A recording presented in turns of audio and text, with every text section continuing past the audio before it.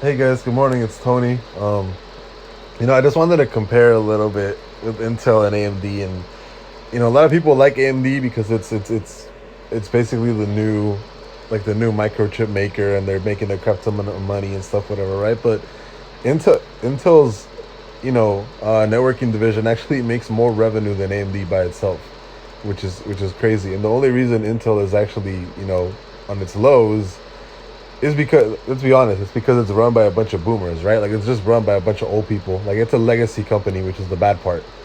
And I'm not saying it's bad; it's good. They got a bunch of old money, but I do like Intel. I don't have a position in them at all, right?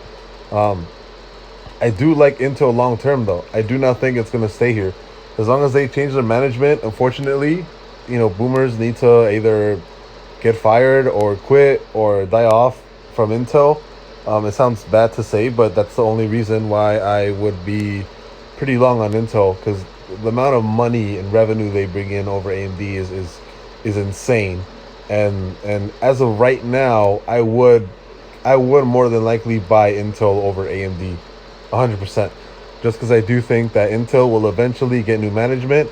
All the boomers will get out of management, and that's when they'll actually start, bringing in like if Intel was run the same way, or like by younger people, like AMD is, I would 100% buy into Intel. Not right now, but I do think Intel is gonna be a huge, huge, huge growth player within the next couple of years.